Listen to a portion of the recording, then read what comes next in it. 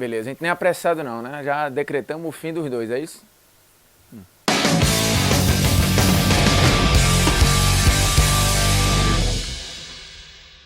Fala moçada, beleza? Polêmicas vazias na área, convidando você a se inscrever no canal do Esporte Interativo. Estamos na meta dos 6 milhões de inscritos. E se você se inscreve, automaticamente vai na notificação e toca na sineta para ter aquele lembrete maroto. Toda vez que tiver conteúdo novo, vai aparecer para você. Ó, tem um VS Ranking novo, tem um Sabia Não novo, tem Polêmicas Vazias novo, tem uma live surpresa, tem arquibancada, enfim, todos os conteúdos do Esporte Interativo. Você que é inscrito, fica sabendo se for notificado. E aí depois que assistiu o conteúdo até o fim, aí pode dar like, dar dislike, comentar o que bem quiser. Porque o tema da vez é um tema apressado, mas que na verdade já tá borbulhando ali há algum tempo. Afinal, terminou a era Real Madrid e Barcelona na Liga dos Campeões? Dá pra decretar o fim deste domínio? Aí o mais apressadinho aí, o mais mala, vai dizer, claro que dá, já acabou a era. Porque o Liverpool não foi campeão? Não foi uma final inglesa? Mas pera lá, isso pode ter sido apenas um ponto fora da curva. Pode ser que na próxima temporada, nessa temporada, nós voltemos ao ciclo Real e Barcelona. A questão é, está mais pra isso seguir ou está mais pra isso terminar? Porque já tem alguns indícios. Se a gente for seguir algumas pistas, a gente vai chegar numa resposta. E outra coisa, é preciso lembrarmos, ciclos, eras, elas são comuns nas competições, principalmente na Liga dos Campeões da Europa. Se a gente for lá atrás, no início, nos anos 50, anos 60, nos primeiros 10 anos de competição, se você for ali de 55, 56 até 1966, nesses primeiros 10 anos de campeonato, a Espanha estava em 9 finais. Então você tinha uma era ali importante, né? Boa parte dessas finais, obviamente, com o Real Madrid, mas teve o Barcelona beliscando ali um vice-campeonato. O fato é, a Espanha dominou o início da competição. Aí você chega ali nos anos 70, finalzinho dos anos 60 e basicamente a década de 70 inteira, nós temos um domínio de Holanda e de Alemanha. A Holanda ganhando com o Ajax, a Holanda batendo em finais, a Alemanha a mesma coisa. Depois, a gente vai ter um ciclo de um domínio importante do futebol inglês, enfileirando títulos. Não necessariamente com o mesmo time, mas tivemos ali o Liverpool num domínio grande, Aston Villa, Nottingham Forest também sendo campeão. Então a Inglaterra dominava aquele momento. Depois, nós tivemos a era com a Itália sendo muito dominante. Entre os anos 80 e metade dos anos 90, a Itália fez 12 finais. É muita coisa. E aí, óbvio, ganhava aqui, perdia acolá, mas estava sempre batendo, deixando muito claro qual era a liga mais forte do mundo e naquele momento qual era o futebol mais forte do mundo. Era o futebol italiano. Não por acaso, naquele período, a Itália cedia uma Copa do Mundo, a Itália foi campeã do mundo em 82, a Itália foi finalista da Copa do Mundo em 94. Então, as coisas elas vão se casando. Se a gente for olhando as eras de cada competição, você vai ver que isso coincide com o título mundial, com o título de Euro, com o domínio do time na Liga dos Campeões ou na Copa dos Campeões da Europa, com o prêmio de bola de ouro, enfim, tudo está conversando. Então agora nós vivemos uma era Real Madrid e Barcelona. Porque se a gente for pegar de 2010 para cá, a Espanha ganhou 6 edições de Liga dos Campeões. Aí intercalando ali, volta e meia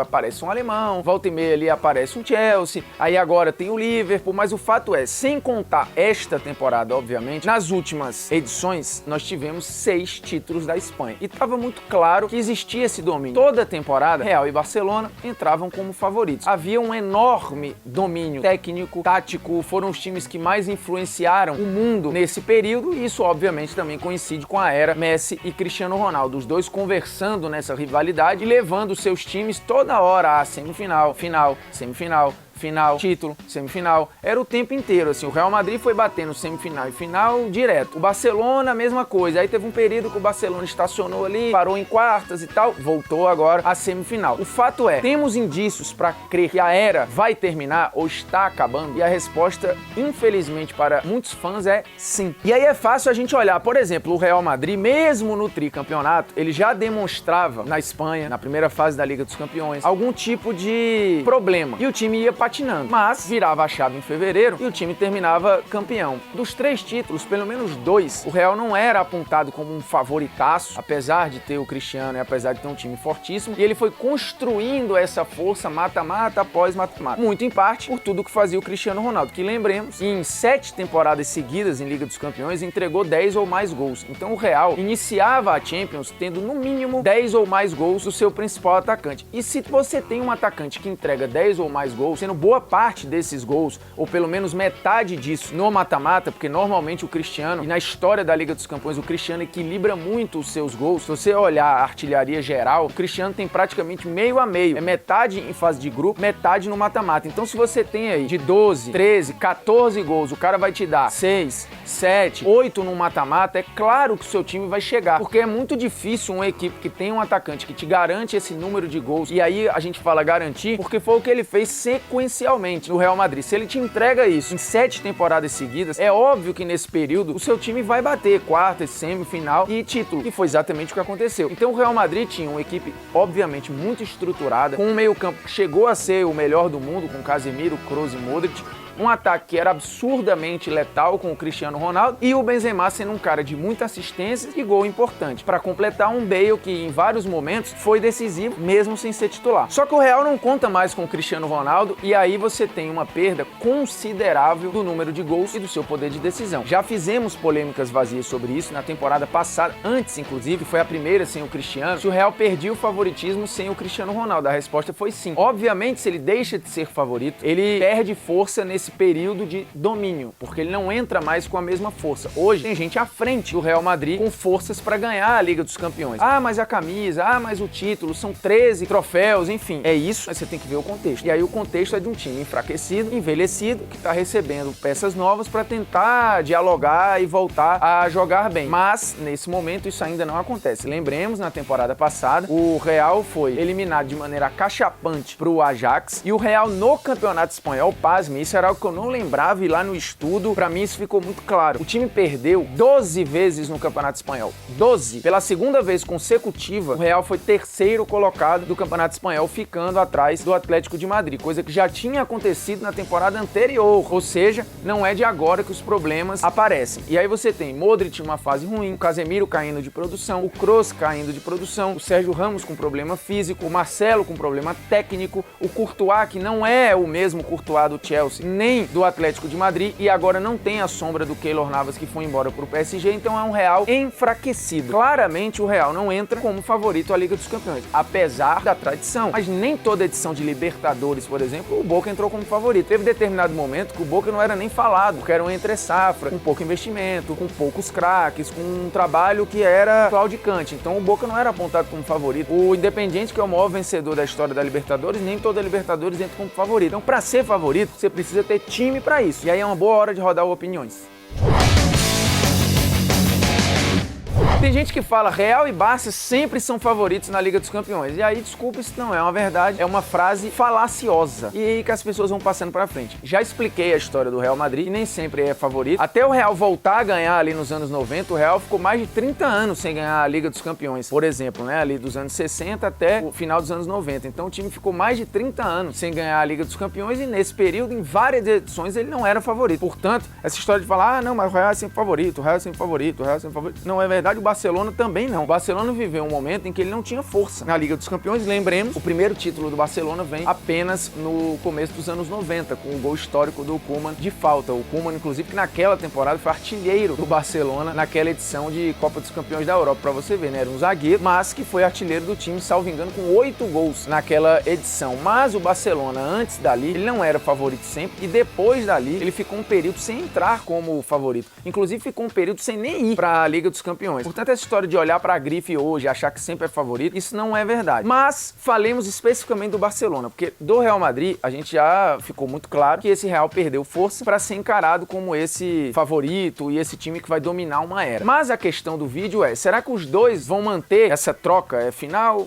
título, final, título. Não, porque o Barcelona aparentemente também está perdendo força, e o trabalho do Valverde, que já é questionado há algum tempo, apresenta defeitos. Mas na Espanha o time conseguiu continuar confortável, apesar de 3 derrotas na temporada passada e 9 empates. Foram muitos empates e pontos perdidos no meio do caminho. Mas o Real enfraquecido, o Atlético também estava em transição, o Barcelona acabou batendo o campeão de novo, e o domínio na Espanha ele é absoluto. Porém, na Liga dos Campeões, ele voltou a uma semifinal, é verdade, mas voltou a decepcionar retornar no jogo da volta, tomando uma avalanche de gols do Liverpool, coisa que já tinha acontecido nas quartas de final contra a Roma. E lembremos, na remontada lá com o PSG, é porque foi algo milagroso, mas o time teria caído ali, nas oitavas de final, para o PSG. Sobreviveu, caiu depois para Juventus. Então assim, só adiou um pouco o que já estava desenhado. O fato é, desde 2015 para cá, você tem uma clara queda de rendimento do Suárez, principalmente na Liga dos Campeões, e a inexistência de um terceiro elemento, desde que o Neymar saiu, né? O Neymar saiu, o time fica ali procurando Dembélé, procurando, enfim, em alguns momentos jogou só com os dois na frente, aí teve o Malcom, e agora chega o Griezmann e vai tentando se adaptar. Porém, é uma temporada que começa com o Messi fisicamente machucado, podendo jogar minutos minguados e ainda não rendendo, praticamente o Messi não fez nem pré-temporada, e um time que tem problemas sérios para repor, um Piqué que não tem substituto, o Busquets que agora tem o De Jong, mas que vai passar por um processo de adaptação, e aí precisa ver se o Arthur vai assumir uma responsabilidade. O Rakitic tem uma queda, inclusive, de status dentro do clube, tanto que foi colocado à disposição na negociação com o Barcelona, então é preciso saber que pé estará o Rakitic para esse papel. O Jordi Alba claramente caiu de rendimento na temporada passada, isso foi evidente, e não tem um substituto à altura. O lado direito fica esse revezamento eterno entre Sérgio Roberto e Semedo, e aí você continua tendo uma dependência absurda do Messi. Os grandes jogos do Barcelona na temporada passada foram todos grandes jogos em que o Messi precisou colocar o jogo no bolso, tanto que desde 2012 o Messi não tinha uma temporada tão influente. Então é preciso entender se o Messi sozinho vai ser capaz de manter esse status e se o time vai recuperar investimentos para voltar a fazer um time mais competitivo, com Valverde ou sem Valverde, porque com Valverde é um time extremamente burocrático e que várias vezes tem dificuldade de achar espaço na defesa adversária, dependendo do modelo de jogo do adversário, e se não tiver o Messi. Então assim, convenhamos, o Messi está envelhecendo com o tempo, e isso é normal, e não está tendo suporte dos que estão envelhecendo também e não tem substitutos. Então a tendência, olhando para o futuro, é que sim, a gente tem um redesenho de domínio no futebol europeu, porque para além da perda de força de Real e de Barcelona, você tem ganho de força de alguns concorrentes, por exemplo, Manchester City e Liverpool. Liverpool atual campeão, o City que entra de novo com um status de time mais pronto do que Barcelona e Real Madrid. Ah, mas não tem a mesma grife. É verdade, não tem, mas hoje tem um time melhor, como aparentemente o Liverpool caminha para ter. E por falar em Real Madrid, a nossa dica cultural aqui, El Corazón de Sérgio Ramos, belo documentário, é uma série documental, na verdade, que foi lançada em setembro pela Amazon Prime Video. São 8 episódios, inclusive episódios que mostram o Sérgio Ramos nos bastidores do próprio Real Madrid. É muito legal, porque entra na intimidade do clube, mostra a intimidade do Sérgio Ramos, que apesar de ser um cara líder, expansivo, ele sempre foi muito discreto na sua vida pessoal, e mostra como é o foco de um cara desse tamanho, né, a importância que esse cara tem pro futebol espanhol. E é legal, porque na eliminação pro Ajax, o documentário estava sendo gravado no Santiago Bernabéu, e aí você tem as reações do Sérgio Ramos diante daquela eliminação, um jogo em que ele não atuou, né, lembremos, e ele meio que falou depois do primeiro jogo que o resultado já estava garantido, que o Real Madrid praticamente estava classificado. Porrada no Real Madrid, uma eliminação que foi filmada ali e está no documentário. Então, El Corazón de Sérgio Ramos está aqui, uma série documental na Amazon Prime Video, muito legal. Inclusive a Amazon Prime, que entrou agora aí com promoção, né, tá mais barato que um saco de pão. Aí você faz lá e tem uma porrada de documentário de futebol, aos poucos eu vou indicando aqui. E a polêmica aleatória, vodka ou gin, hein? Se você for maior de 18 anos, escolha vodka, que tem uma variação bem melhor. Inclusive a vodka pura é melhor que o gin puro. O gin tem ali gin tônica, gin não sei o que, mas é uma bebida meio sem graça, né?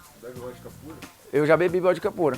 Inclusive, você dá aquela pressada, você enfia muito gelo, aí dá umas gotinhas de limão pra dar um migué. Não, cara, mas é assim, você vai... Eu, quando era mais novo, era o seguinte, eu queria entrar numa festa. Dentro da festa, a parada tá mais cara. Do lado de fora ali, pô, a dose era 2 contos na minha época, R$3. Aí você pega a dose de vodka, toma umas 3 ali, já entra o quê? Um pouco mais... como é que chama? Com a mente um pouco mais aberta, né? Embrasado, como eu diria hoje. Esse termo não existia na minha época, o termo era bêbado mesmo. Então a verdade é, se você tem mais de 18 anos, aprenda que a vodka lhe dá muito mais opções. Ela é polivalente, né? Ela é tipo o quê? Um Marquinhos do PSG. Ela pode ser lateral direito, pode jogar de volante, pode ser zagueiro. O gin tem um pouco mais de limitação, até faz outra função, mas vai fazer com menos brilhantismo. E se você tiver menos de 18 anos, obviamente não beba, né? E se você tiver mais de 18 anos, beba com moderação. É isso. Se quiser patrocinar o Ministério da Saúde, a gente tá aí. Então é isso, Polêmicas Vazias chegando ao fim. Toque na notificação, se inscreva no canal e volte sempre, que é o mais importante, entendeu? Vá, mas volte. Beleza? Um abraço, que eu vou botar gelo no meu tornozelo. Tá desse tamanho.